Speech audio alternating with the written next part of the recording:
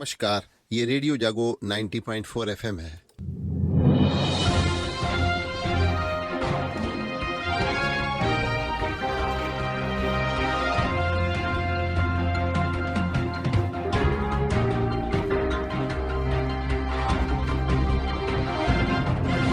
अब आप अभय शंकर गौर से आज की हलचल सुनिए। प्रधानमंत्री नरेंद्र मोदी की तीसरी पारी शुरू हो गई है और कल उनकी तीसरी बार ताजपोशी राष्ट्रपति भवन में हुई है और 2 बार पूर्ण बहुमत के बाद अब इस बार प्रधानमंत्री मोदी ने गठबंधन की सरकार बनाई है। सहयोगी दलों के इस बार सर्वाधिक 11 मंत्री भी बनाए गए हैं। तो आइए चलिए हम आपको सबसे पहले बता देते हैं कि कल जो मंत्री पद की शपथ दिलाई गई उसमें किन किन लोगों को मंत्री बनाया गया।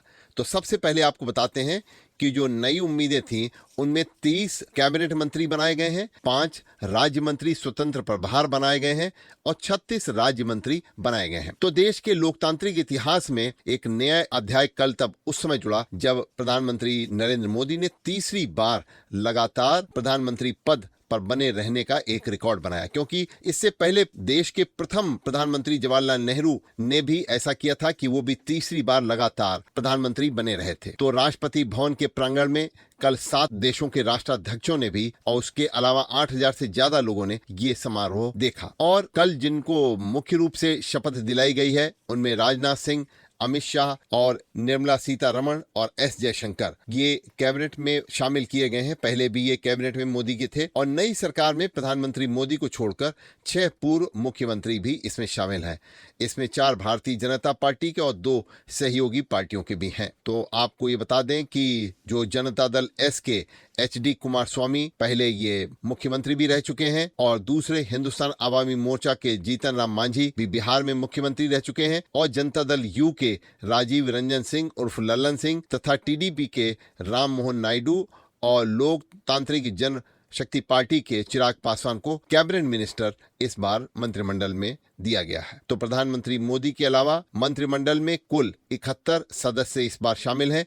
इसमें से जैसा हमने आपको बताया 30 कैबिनेट है, 5 राज्य मंत्री स्वतंत्र प्रभार हैं और 36 राज्य मंत्री हैं। तो नई कैबिनेट की जो बैठक है वो आज शाम को प्रधानमंत्री मोदी करेंगे और मोदी सरकार के पिछले मंत्रिमंडल में जो नाम शामिल थे और अब की बार उनमें से कुछ ऐसे हैं जिनको सूची में नहीं लिया गया है। राजनाथ सिंह फिर दोबारा इस बार बने हैं नंबर 2 पर, वो मोदी के बाद वरिष्ठ सूची में उनका है नाम। और कैबिनेट में राम मोहन सबसे युवा मंत्री हैं, उनकी उम्र 36 साल की है। नई सरकार में OBC ST SC का प्रतिनिधित्व 58% इस बार है। तो युवा और अनुभवी तथा बेहतरीन मिश्रण वाली ये अब की बार कैबिनेट है और इसमें कई लोग ऐसे हैं जिन्होंने पहली बार प्रधानमंत्री मोदी के इस कार्यकाल में उन्होंने मंत्री पद ग्रहण किया है। तो आज प्रधानमंत्री मोदी ने सबसे पहले अपने कार्यालय में सुबह जाकर कार्यभार ग्रहण किया और प्रधानमंत्री नरेंद्र मोदी ने सबसे पहला निर्णय जो लिया वो किसान सम्मान निधि की 7वीं किस्त आज जारी की। आज उन्होंने 9 करोड़ से ज्यादा किसानों को फायदा पहुंचाने के लिए जो किसान सम्मान निधि की 7वीं किस्त है वो आज उन्होंने जारी कर दी। तो पहला प्रधानमंत्री का आज जो निर्णय है, आज पहला काम है वो उन्होंने हस्ताक्षर किए हैं 20,000 करोड़ रुपए किसान सम्मान निधि के और वो आज जारी कर दिए गए। तो किसान कल्याण की दिशा में सबसे पहला आज प्रधानमंत्री मोदी का कदम और सबसे पहला उनका किसानों को फायदा पहुंचाने वाला आज प्रधानमंत्री ने अपने कार्यभार ग्रहण करके ये अपना दिखलाया है कि ये सरकार किसानों के प्रति कितनी संवेदनशील है। गांव गरीब वंचित लोगों के लिए काम का जो प्रधानमंत्री मोदी ने इस बार चुनाव में वादा किया था उसको उन्होंने पूरा करते हुए दिखलाया है।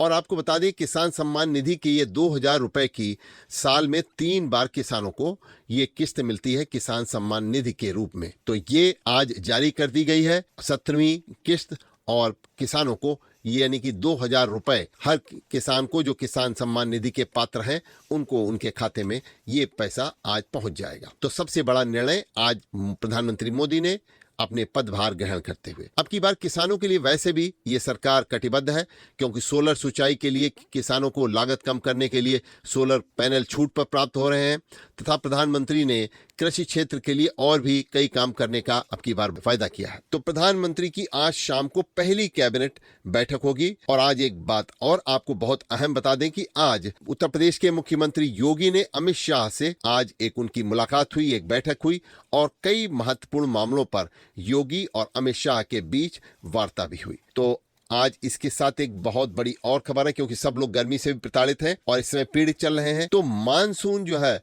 वो इस समय मुंबई में पहुंच चुका है और आज मुंबई में मानसून की बहुत जबरदस्त बारिश भी हो रही है। यानी कि आने वाले दिनों में उत्तर प्रदेश तक ये मानसून इस जून के आखिर तक पहुंच सकता है। और अब की बार मुंबई में जो मानसून पहुंचा है ये समय से पहले पहुंचा है और समय से पहले पहुंचने की वजह से आज मुंबई में बारिश हो रही है। अब हम आपको एक बार फिर ले चलते हैं प्रधानमंत्री मोदी के कल शपथ ग्रहण के बारे में कुछ आपको अहम जानकारी देने के लिए कि 27 पुराने मंत्री जो हैं वो अब की बार बाहर हो गए हैं। अनुराग ठाकुर भी उसमें से हैं, रूपाला भी हैं और राणे को अब की बार जगह नहीं मिली हुई है। आपको बता दें कल प्रधानमंत्री मोदी ने शपथ लेने से पहले महात्मा गांधी और अटल बिहारी वाजपेयी के समाधि पर गए और वहां पे उन्होंने श्रद्धांजलि अर्पित की। और उसके बाद वो शपथ ग्रहण में जाने से पहले मिलने के लिए गए आडवाणी जी से और उसके अलावा वो उन्होंने वहां पे जाकर के उनसे मुलाकात की। उड़ीसा में अब 12 जून को प्रदेश में जो भारतीय जनता पार्टी की सरकार बनने जा रही है उसका शपथ ग्रहण समारोह होगा और इसमें विधायक दल की बैठक में इसका आज निर्णय लिया जाएगा कि इसका नेता कौन रहेगा। तो जो खास आदमी कल वहां पर पहुंचे और उसमें वो लोग भी थे जो आम भी थे। तो मन की बात में जिन लोगों का प्रधानमंत्री ने जिक्र किया था उनको भी कल कार्यक्रम में बुलाया गया था और एक प्रतिभागी अपने साथ प्रधानमंत्री मोदी की मां के साथ उनकी तस्वीर को भी लेकर के पहुंचे हुए थे तथा कुछ पूर्व मंत्रियों ने कुछ लोगों को सम्मान भी किया। तो आपको बता दें पूर्व सामाजिक न्याय और अधिकारिता मंत्री वीरेंद्र कुमार ने अपने आवास पर ट्रांसजेंडर समुदाय के सदस्यों को सम्मानित भी किया, जबकि पूर्व जल शक्ति मंत्री गजेंद्र सिंह रावत ने स्वच्छता कार्यकर्ताओं को अपने निवास पर कल सम्मानित भी किया। तो इस बार मोदी का तीसरी बार जो कैबिनेट हुआ है बनी है दिल्ली में, उसमें उत्तर प्रदेश से 11 मंत्रियों को शामिल किया है। उत्तर प्रदेश से जिन मंत्रियों को प्रधानमंत्री मोदी के दिल्ली के कैबिनेट में स्थान मिला है उसमें लखनऊ से राजनाथ सिंह है जो गृह मंत्री पहले रह चुके हैं, उसके बाद अभी रक्षा मंत्री भी थे। उसके अलावा हरदीप पुरी जो राज्यसभा के उत्तर प्रदेश से संसद सदस्य हैं और जयंत चौधरी पश्चिमी उत्तर प्रदेश में एक जाट चेहरा है और जितिन प्रसाद पीलीभीत से अभी संसद सदस्य चुने गए हैं। और जितिन प्रसाद का हरदोई के पास शाहजहानपुर के रहने वाले हैं और उनका हरदोई से बहुत बड़ा लगाव है। जितिन प्रसाद इस समय अभी प्रदेश में पीडब्ल्यूडी मिनिस्टर हैं और अब वो केंद्र में उनको कैबिनेट में शामिल किया गया है। उसी के साथ अपना दल की अनुप्रिया पटेल जो मिर्जापुर से चुन के आती हैं उनको इस बार स्थान मिला है और पंकज चौधरी जो महाराजगंज के संसद सदस्य हैं उनको भी इस बार स्थान मिला है। इससे पहले वो वित्त राज्य मंत्री भी रहे हैं। तो एसपी बघेल आगरा के सांसद हैं, इससे पहले एसपी बघेल वो कानून मंत्री भी रहे, राज्य मंत्री। और कमलेश पासवान बांसगांव से लगातार चौथी बार संसद सदस्य चुने गए हैं, उनको भी इस बार मोदी की कैबिनेट में स्थान मिला है। कीर्तिवर्धन सिंह गोंडा के संसद सदस्य चुने गए हैं और उनको भी इस बार स्थान मिला है।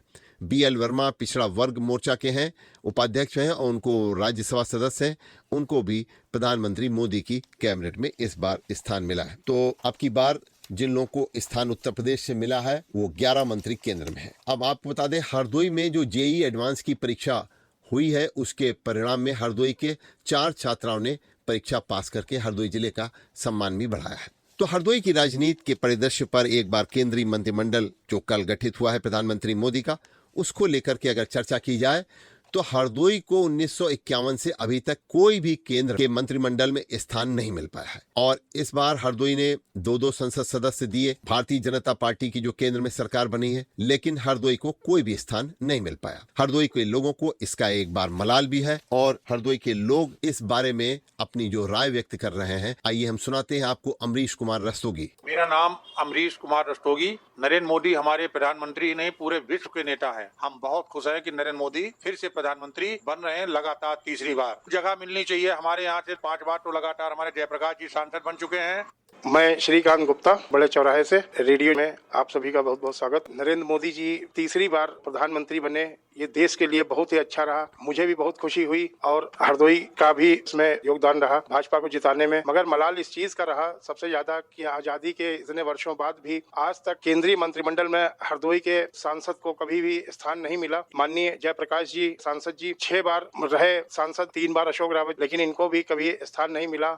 मेरा नाम संतोष रस्तोगी है और मुझे खुशी है कि प्रधानमंत्री मोदी इस बार तीसरी बार लोकसभा में विजयी होकर के उन्होंने अपनी सरकार बनाई है। केंद्रीय मंत्रिमंडल में अगर कोई मेरे शहर का भी होता तो मुझे अपार खुशी होती। तो 1962 जो परिसमन हुआ था उसमें हरदोई लोकसभा सीट जो है वो अनुसूचित जाति के लिए आरक्षित कर दी गई थी, जबकि 1962 से पहले हरदोई सीट संसद की सामान्य थी और शाहबाद लोकसभा की सीट जो है वो सामान्य रही। और हरदोई के साथ साथ लखीमपुर की शाहबाद में एक विधानसभा सीट भी आती थी जो शाहबाद में शामिल थी। तो 2004 में जो नया परिसीमन हुआ उसमें शाहबाद लोकसभा सीट समाप्त कर दिया गया। हरदोई की 3 विधानसभा बिलग्राम मल्लावा, संडीला और बालामो को मिश्रित लोकसभा सीट से जोड़ दिया गया। तो नवनिर्वाचित भारतीय जनता पार्टी के संसद सदस्य जयप्रकाश ने 5 बार सांसद बनकर एक रिकॉर्ड कायम किया है और इस बार केंद्र में भारतीय जनता पार्टी की सरकार बनी है। तो ये उम्मीद हरदोई के लोगों को बहुत बलवती थी कि हरदोई से इस बार जो वरिष्ठ सांसद होने के बावजूद कोई केंद्रीय मंत्रिमंडल में जरूर अपना स्थान बनाएगा। लेकिन मंत्रियों की सूची में हरदोई के किसी भी संसद सदस्य का नाम न देख करके हरदोई के लोगों को आपने सुना किस तरीके की मायूसी है। तो अब बात करते हैं खेल की। हरदोई जिले में पहली बार नाइट हॉकी प्रतियोगिता की तैयारी इस समय हो रही है और क्षेत्रीय क्रीड़ा अधिकारी लखनऊ से अजय कुमार सेठी ने स्पोर्ट्स स्टेडियम में कल आकर के उन्होंने इसकी निरीक्षण किया और क्रीड़ा अधिकारी ने जो इस के आयोजक हैं गोपाल मिश्रा, उनसे बातचीत की। जिला क्रीड़ा अधिकारी मंशु शर्मा से प्रतियोगिता के बारे में जानकारी ली। उन्होंने जो बाहर से खिलाड़ी आएंगे उनके रहने के लिए जो डॉर्मेट्री है उसका भी निरीक्षण किया कि उनको बिजली पानी की व्यवस्थाएं समुचित मिल रही है कि नहीं। और गोपाल मिश्रा जो अंडर 17 महिला वर्ग में इस बार खेल खिलाने जा रहे हैं, उन्होंने बताया कि डे नाइट हॉकी लीग का आयोजन इस बार किया जा रहा है। तो हरदोई स्पोर्ट्स स्टेडियम में 13 जून से लेकर के 15 जून के मध्य ये खेल होने जा रहा है। इसमें 17 जिलों के खिलाड़ी शामिल होने के लिए उन्होंने अभी तक अपनी स्वीकृति दी है। इसमें लखनऊ, इलाहाबाद, मथुरा, मेरठ, मुरादाबाद, बनारस, हरदोई, झांसी और बांदा जिले खिलाड़ियों ने अपना पंजीकरण करवा लिया है। तो इस तरीके से हरदोई में पहली बार जो है वो नाइट हॉकी प्रतियोगिता का आयोजन किया जा रहा है। तो अभी आप सुन रहे थे अभय शंकर गौड़ से आज की हलचल। सुनते रहिए रेडियो जागो 90.4 FM। आप स्वस्थ रहें, खुश रहें, आपके सुखमय जीवन की हम कामना करते हैं।